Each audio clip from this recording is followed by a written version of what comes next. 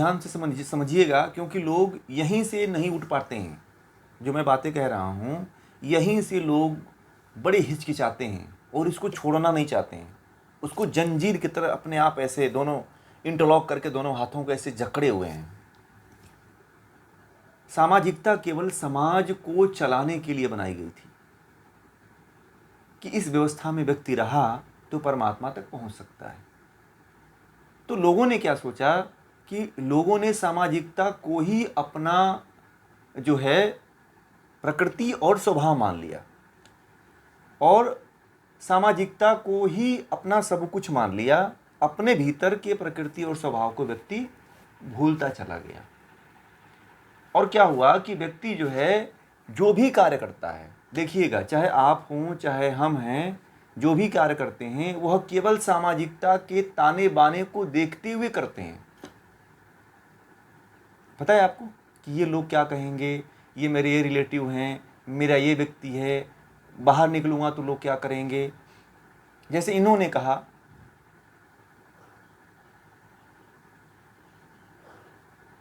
वो बात सही है, परंतु मर्यादाओं को पालन करते हुए अपने उत्थान के बारे में भी तो सोचो ना आप। सामाजिकता में ही यदि आप उलझ गए तो मुक्त कैसे होगे फिर। सामाजिकता केवल इसलिए थोड़ी बनी थी कि आप जो है इसी में फंसे रह जाओ।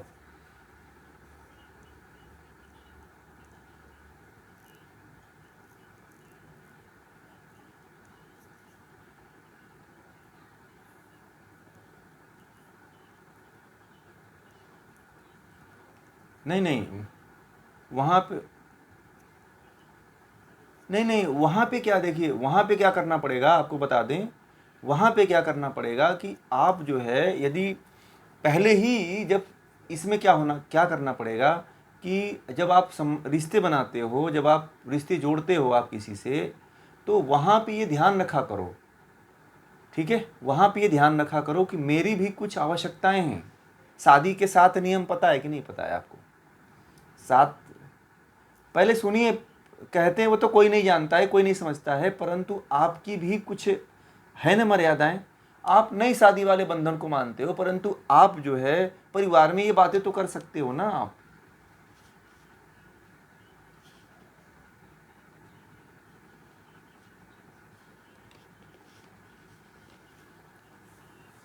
वो बात सही है, बात सही है, परंतु उसी में आपको एक चीज़ और करिएगा। उसी में जो है आपको समय अपने लिए निकालना पड़ेगा, ठीक है।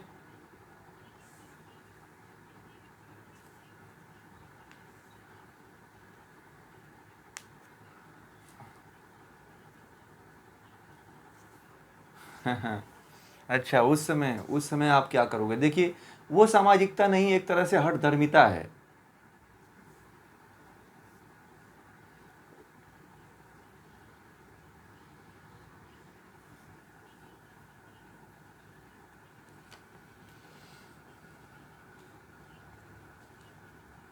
अहंकार, अहंकार, अहंकार।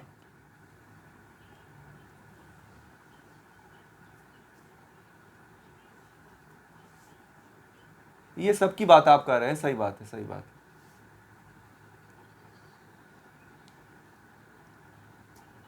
नहीं, वो बात ठीक है, उसको देखिए, उसको आपको करना पड़ेगा। जैसे कि मान लीजिए बच्चे हैं तो बच्चों का पालन पोषण करना पड़ेगा। जैसे कि एक स्थिति ऐसी है कि जैसे मान लीजिए जिनके बच्चे बड़े हो गए हैं, जिनके बच्चे थोड़ा समझदार हो गए हैं, तो उनके लिए, जैसे जिनके बच्चे शादी बड़े हो गए, पढ़ने के लिए बाहर चले गए, तो उनके लिए पर्याप्त समय है।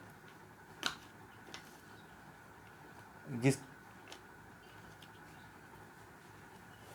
नहीं नहीं, बच्चों की अब जैसे बच्चे आजकल ऐसे हो गए हैं कि जैसे मान लीजिए बच्चे बाहर पढ़ने के लिए चले गए, तो फिर आप तो फ्री हो ना, फिर उनके प्रति ज़्यादा ध्यान देने की तो आवश्यकता नहीं है।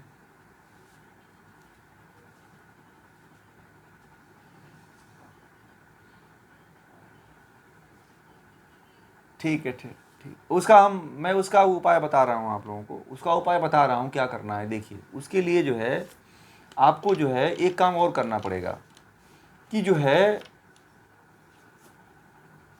एक कबीर का मैंने उदाहरण दिया था आप लोगों को वहाँ पे, एक दिन दिया था, परंतु फिर भी आज एक उदाहरण दूसरा देता हूँ मैं। हाँ, अब इसलिए शायद आपको नहीं पता है, कबीर का मैंने उदाहरण दिया था कि कबीरदास जी जब भक्ति किया करते थे तो भक्ति करते हुए, ध्यान करते हुए वह कपड़ा बुना करते थे। ठीक है, शॉर्ट में बता देता हूँ। तो वो कपड़ा बुना करते थे, तो एक व्यक्ति जो आया और उनसे कहा कि तुम झूठ मूठ का ढोंग करते हो अपना व्यवसाय और कहते हो कि मैं भक्त हूँ और भक्ति करता हूँ। तो कबीरदास जी ने कहा कि चलो मैं तुम्हें बताता हूँ कैसे दो भक्ति मैं करता हूँ। तो गंगा के किनारे ले गए उसको, हाथ पकड़ के। एक महिला थी, वो घड़े में जो है, घड़े 7-8 घड़े सिर पे रखी हुई थी और गीत गाते हुए आ रही थी। तो कबीरदास जी कह रहे थे इसको देख ले अच्छी तरह से थोड़ा। उस व्यक्ति ने कहा कि तुम पागल हो गए, इस महिला को देखने के लिए कह रहे हो? तुम संत हो कि इन महिलाओं को यही देखते रहते हो क्या तुम? तो कबीरदास जी बोले कि देख लिए ना? बोला कि हाँ। तो बोले चलो अब। कबीरदास जी हाथ पकड़े उसका और ले करके उसको चले गए। और ले करके चले गए तो उसके बाद से जो है, अब उसको बैठाए, बोले कि बैठ जाओ। फिर पूछा कि आपने मुझे क्यों पकड़ के लाए और ये सब क्यों करवाए? तो बोला कि मैं ऐसे ही भक्ति करता हूँ। कुछ देखा तुमने? तो कबीरदास, वो जो व्यक्ति था, उनसे कहा कि मैं तो देखा यही कि वो स्त्री जो थी वो सिर पे घड़ा रखी हुई है और गीत गाती हुई जा रही है, तो इसका क्या मतलब है? तो कबीरदास जी ने कहा कि वो कार्य क्या कर रही थी? तो बोला कार्य तो उसको नहीं पता है। बोला कि आप ही बताइए क्या कर रही थी? तो कबीरदास जी ने कहा कि वह घड़े को सिर पे उठा करके जो ले जा रही थी वह उसका कार्य था। ठीक है, और उसका मन कहाँ था? गीत जो गा रही थी वो अपने पति का गीत गा रही थी। पति उसका आने वाला था, कहीं बाहर गया था, बाहर काम करता था, तो उसके खुशी में वो गीत गा रही थी। ध्यान उसका उसके पति पे था। उसी प्रकार मैं जो है अपना ये जो कपड़ा बुनता हूँ, घर में तो काम करता रहता हूँ, सब काम करता हूँ, ये कपड़ा धागे लगाता हूँ, धागे को सेट करता हूँ, फिर बुनता हूँ, परंतु मेरा ध्यान कहाँ रहता है?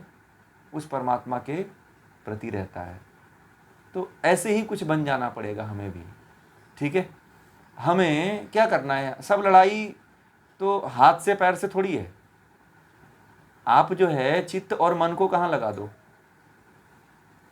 चित्त और मन को दे दो आप अपने लिए, दे दो शरीर संसार के लिए आप।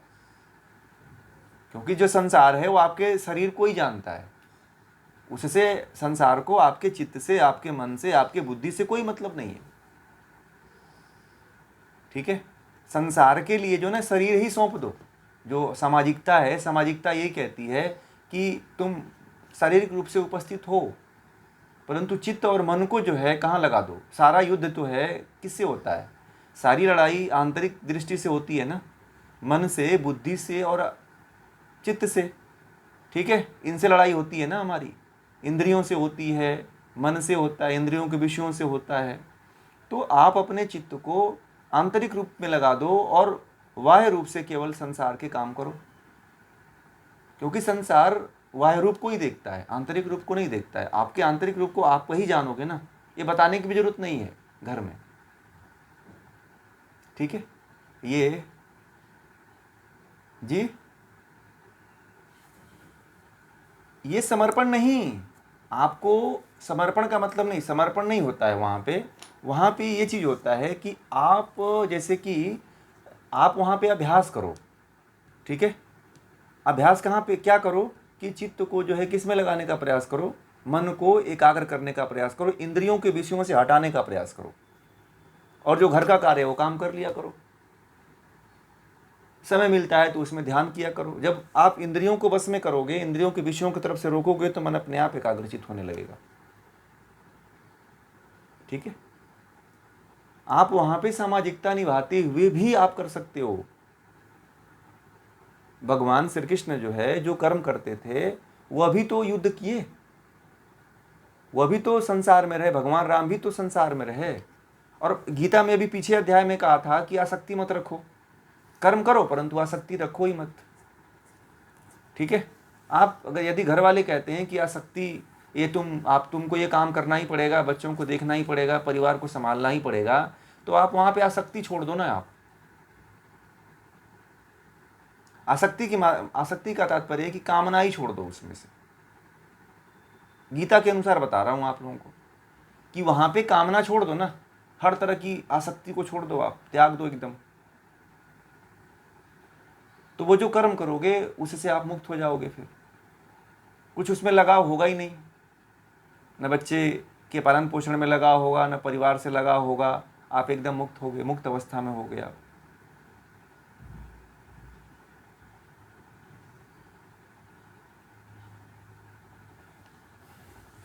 नहीं तो आप अपना अपने तरफ से कर रहे हो ना, आप क्यों चिंता कर रहे हो? आप तो परमात्मा की तरफ, आप जब निस्वार्थ कर्म करोगे तो फिर ये सोचने वाली बात ही नहीं आएगी ना आपके प्रति। फिर तो आप सोचोगे ही नहीं कि कौन बर्बाद हो रहा है, कौन आगे बढ़ रहा है। ठीक है, निस्वार्थ कर्म अपना आप, हाँ, आप तो जो है समत्व की भावना हो जाएगी ना। आप भले से अपने तन से पैदा किए हो, यदि आप तन से पैदा किए हो चिंता कर रहे हो तो इसका मतलब कि आप धृतराष्ट्र की तरह कहीं ना कहीं मोह में हो आप फिर। ठीक है, आप वहां पे निरासक्त भाव होना पड़ेगा। गीता में यही तो कहती है कि निरासक्त हो जाओ, चाहे क्यों ना आपका बच्चा ही क्यों ना हो, उसके प्रति भी निरासक्त हो जाओ। गीता यही तो सिखाना चाहती है लोगों को कि आप अपने जो तन से पैदा किए हो ना उस बच्चे के प्रति भी निफिक्र हो जाओ, बेफिक्र हो जाओ, क्योंकि वो अपने गुणकर्म स्वभाव के अनुसार जीवन जिएगा। आप उसके थोड़ी ठेकेदार हो। उसने जो कर्म किया है उसका फल तो उसको मिलना ही मिलना है। आपने तो केवल एक शरीर दिया है ना, तो अपने आप को कर्ता क्यों मान रहे हो कि मैं ही इसका सब कुछ हूं? अब इतना बड़ा परमात्मा है जो इसको भेजा है दुनिया में, तो उसका भी तो कुछ हक है। आप शरीर देकर के सोचते हो कि मैं इसका सर्वे सर्वा हूं, इसीलिए तो दुख होता है। आप मत मानो ना। जब आप निस्वार्थ कर्म करोगे तो आप मानोगे ही नहीं। फिर ये तब तक आप चलता रहेगा जब आप मोह में रहोगे, निस्वार्थ कर्म नहीं करोगे तब तक आप फंसे रहोगे आप। तो गीता यही तो सिखाती है कि निस्वार्थ कर्म करो आप।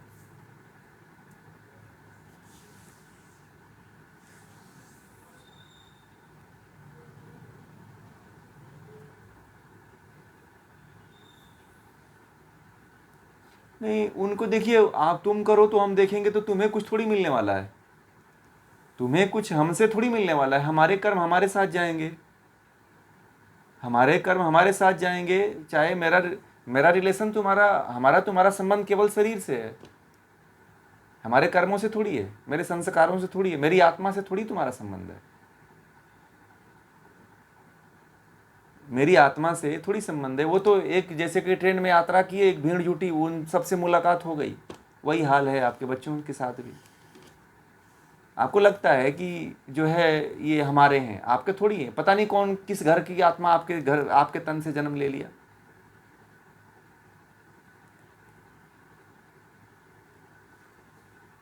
है कि नहीं? ये कौन से किस घर की आत्मा आकर के आपके यहाँ जन्म ले लिया, आपको थोड़ी पता है।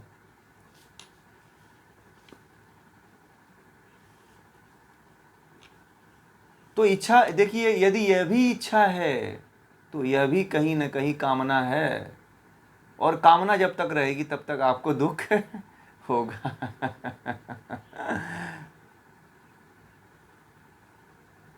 तो आप अपना कर्तव्य सुनिए, आप अपना कर्तव्य कर्म करो ना। यदि आप अपना कर्तव्य कर्म करके छोड़ दो, विकल्प दे दो ना। आप पीछे मत पड़ो, विकल्प दे के छोड़ दो बस। कुछ परमात्मा के हाथ में भी छोड़ो आप सर्वे सर्वा मत बनो आप। यही तो परमात्मा कहता है, ईश्वर यही कहते हैं कि मनुष्य अपने आप को सर्वे सर्वा मानता है।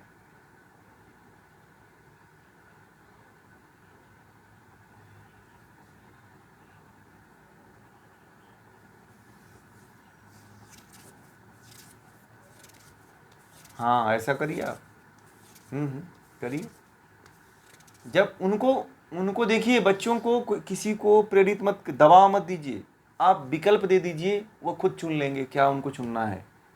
ठीक है, आप अपना कर्तव्य केवल पूरा करिए, किसी को जबरदस्ती नहीं कर सकते हो आप अपने जीवन को सुधारना। हाँ, बच्चों को दीजिए, गिफ्ट दीजिए, बहुत अच्छी बात है। पढ़ेंगे, जरूर पढ़ेंगे, जरूर पढ़ेंगे, जरूर पढ़ेंगे। एक माता पिता के दिए हुए एक नोट को, एक सिक्के को बच्चे बड़े बखूबी संभाल के रखते हैं। ठीक है। यदि अब माता पिता अपने बच्चों को एक एक गिफ्ट गीता देने लगे तो बच्चे उसको अपने जीवन भर संभाल करके रखेंगे। पता है, एक छोटा सा बच्चा, आज बच्चों के अंदर इतनी तो इंसानियत है कि माँ बाप के दिए हुए वस्तुओं को बड़े संभाल के रखते हैं। ठीक है,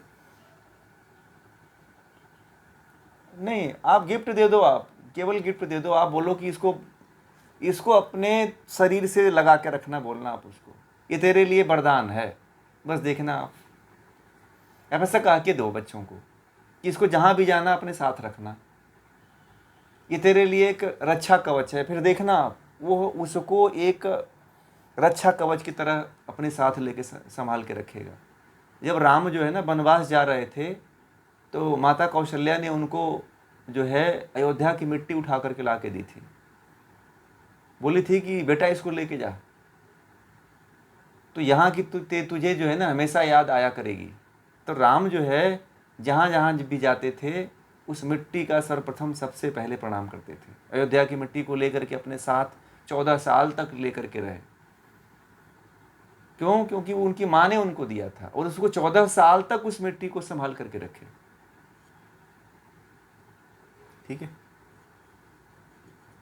मोबाइल देंगे तो बच्चे तो तोड़ देंगे, फिर एक्सपायर हो जाएगा, बैटरी चली जाएगी, फिर दूसरा मोबाइल लेंगे है कि नहीं? तो कुछ ऐसी चीज़ें दीजिए जो उनके साथ हमेशा बनी रहे। ज्ञान, इसकी चर्चा करिए ना आप, इस ज्ञान की चर्चा करिए। जैसे अन्य विषयों पे बात करते हैं अपने घर में, उसी तरह से कभी गीता के बारे में भी तो बात किया करिए उनसे, इस तरह के ज्ञान की चर्चा किया करिए, बातचीत किया करिए, तो धीरे धीरे माहौल खुल जाएगा। आपको फिर माहौल बनाने की जरूरत ही नहीं पड़ेगी, फिर सभी इसी के बारे में बात करने लग जाएंगे।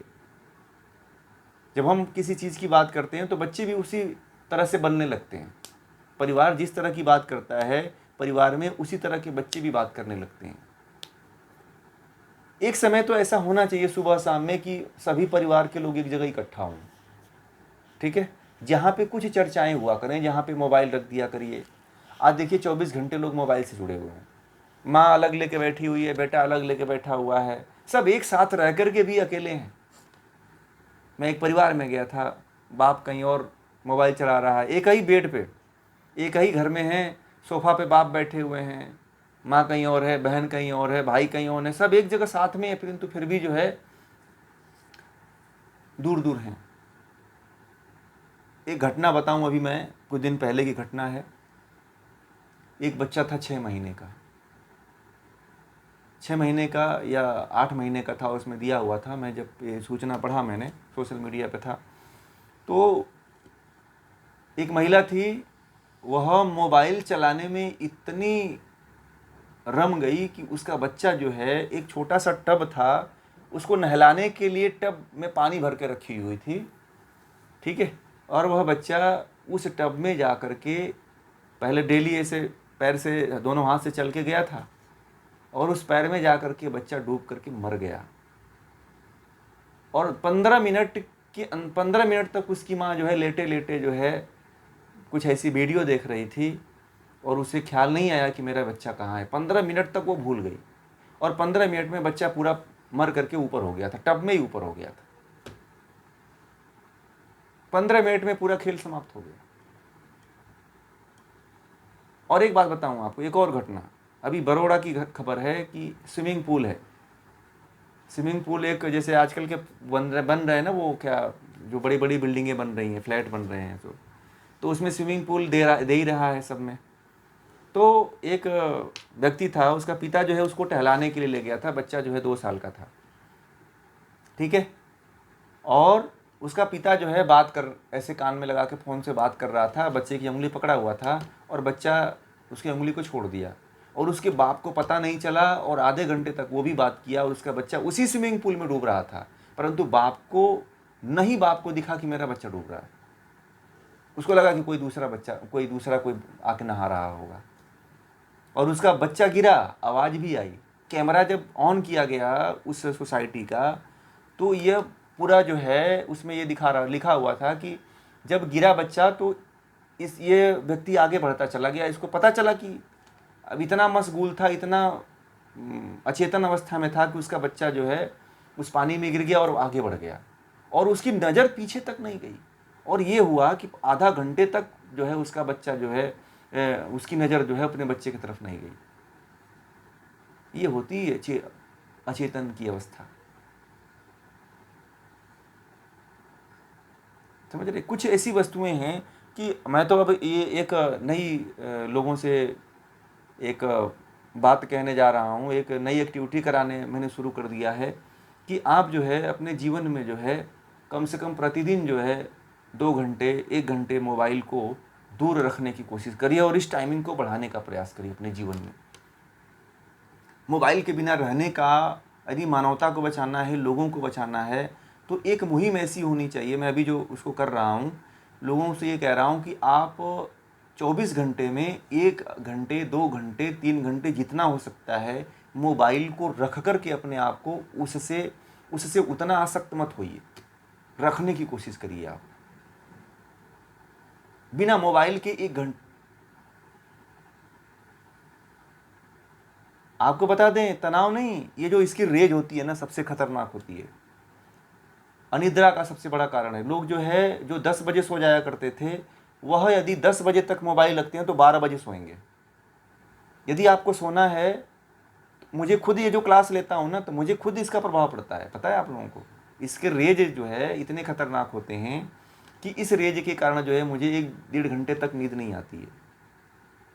ठीक है, इस रेज का जब तक, जैसे कि आप लोगों को सोना है, ठीक है, तो जैसे दिन में है, यदि आपको कोई भी काम करना है, एकाग्रता वाला काम करना है, ध्यान का काम करना है, सुबह में आप इसीलिए कहा जाता है मोबाइल मत छुओ, टच मत करो। आप कम से कम 9 से 10 बजे तक तो आप टच ही मत करो। कभी कभी इमरजेंसी हो तो एक आध बार देख लिया करो, ठीक है, परंतु 1 मिनट से 2 मिनट तक अगर चलाने की स्थिति हो तो एक से ज़्यादा, इतने देर से ज़्यादा मत कोई मोबाइल देखो। 1 घंटे में मान लो 5-6 बार टच करना पड़ा, मोबाइल को छूना पड़ा, तो केवल 1-2 मिनट के लिए ही उसको पकड़ो। आप बहुत लंबे समय तक मोबाइल मत देखा करो आप लोग। जैसे कि आप दिन भर व्यक्तियों का इतना बीत जाता है, क्योंकि इससे क्या होता है कि हमारी जो चेतना है वो धीरे धीरे कम हो रही है। अवेयरनेस, जो अवेयर है व्यक्ति, जो अवेयर रहता है वो कम हो रहा है। सजगता जिसको कहते हैं, सजगता कम हो रही है व्यक्ति की, और व्यक्ति के बैठे बैठे पास ही व्यक्ति के साथ क्या घटित हो जाता है उसको भी नहीं पता चलता। और इसके लिए एक व्यवस्था स्थापित करनी पड़ेगी। अभी अंकित जी ने लिखा हुआ है, शायद अभी एक मैसेज उन्होंने डाला है, अभी मैंने देखा नहीं, कि भारत की मूल व्यवस्था का पतन ही इन समस्याओं का कारण है। अगर हम इसे सुधारें तो हमें इन समस्याओं का समाधान हो सकता है, ऐसा मेरा मानना है। ठीक है, गुरुकुल व्यवस्था, जैसे गुरुकुल व्यवस्था, वो बात सही है। भारत की व्यवस्था को सुधारना बहुत ज़रूरी है। भारत की जो व्यवस्था है वह वास्तव रूप में बड़ी बिगड़ी हुई है, तो उसको स्थापित करना ही एक बहुत बड़ा एक टास्क हो सकता है। और इस काम को जब तक व्यक्ति अपने मूल आध्यात्म से नहीं जुड़ेंगे तब तक कोई नहीं कर पाएगा। जो व्यक्ति आध्यात्मिक होगा वही व्यक्ति इस कार्य को कर पाएगा। जो भारत की पूर्ण व्यवस्था है, सामाजिक व्यवस्था, जो भारत की सामाजिक व्यवस्था जो है इस तरह से नहीं थी जो आज आप लोग देख रहे हैं। भारत की सामाजिक व्यवस्था 4 पड़ा हुआ करता था, पता है? ब्रह्मचर्य, 25 साल ब्रह्मचर्य, 25 साल गृहस्थ, और 25 साल वानप्रस्थ, और 25 साल जो है सन्यास। आपकी बात सिद्ध हो गई ना? तो भारत की इस व्यवस्था आज भी चल रही है। आप 50 साल बाद जो है ना, 50 साल बाद अपने आप को परिवार से अलग कर लो। भैया बस इतने ही साल तक मैं आपके साथ रह पाऊंगा, हाथ जोड़ लीजिए। पहले ही अपने परिवार में यह कहा करिए कि भाई देख लो, 50 साल में करना हो जो कर लो, 50 साल के बाद में फिर अपने लिए मैं कार्य करूंगा, मैं स्वार्थी हो जाऊंगा, फिर मैं तुम्हारे लिए 50 साल के बाद काम नहीं करने वाला हूँ, क्योंकि परमात्मा ने मुझे केवल 25 साल के लिए ही तुम्हारे लिए समय दिया हुआ है। ठीक है, 25 साल ब्रह्मचर्य में रहिए, 25 साल जो है गृहस्थ में रहिए, और 25 साल वानप्रस्थ में रहिए। वानप्रस्थ मतलब अभी जो आप ज्ञान ग्रहण कर रहे हो, यह एक तरह से वानप्रस्थ ही है। पहले के लोग वनों में चले जाया करते थे, परंतु अब वन बचे ही नहीं। ठीक है, वन को लोगों ने काट दिया, अब तो सब बिल्डिंग बना ली है ना? तो बिल्डिंग में रहिए, तो बिल्डिंग में सभी लोग है ही हैं, है ना, बिल्डिंग में सब लोग है ना। तो इस तरह से जो है बिल्डिंग में रह करके ही आप लोग सीखिए, वानप्रस्थ में रहिए। फिर उसके बाद जब आपके अंदर ज्ञान हो जाएगा तो फिर आप जो है संन्यास ले लेना फिर, ठीक है। तो हमारे जीवन में सामाजिक व्यवस्था यही थी कि तब तक किसी को दुख ही नहीं होता था, परिवार में रहते रहते घर से निकलते थे तो बच्चों को भी नहीं दुख होता था कि अब तो इनका समय आ ही गया है तो इनको तो जाना ही था, तो कोई रोकता नहीं था, ठीक है।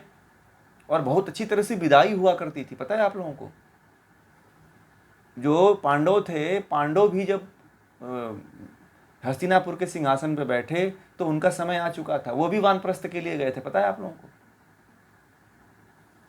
वो भी वानप्रस्थ के लिए निकले थे। इससे पहले जब युद्ध समाप्त हुआ तो कुंती, धृतराष्ट्र, है ना, और गांधारी, ये भी वानप्रस्थ में चले गए थे,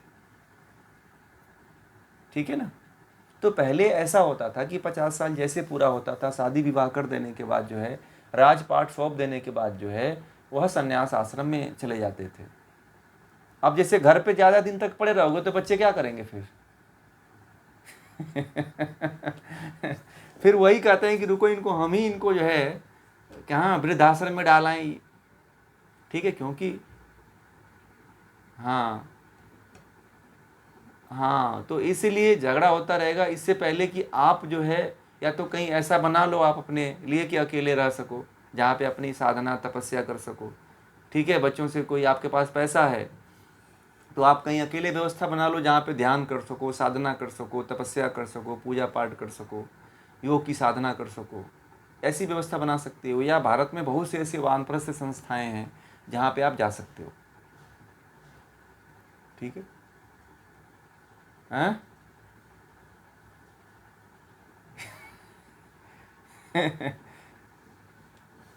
तो यही तो, फिर कैसे मुक्त होंगे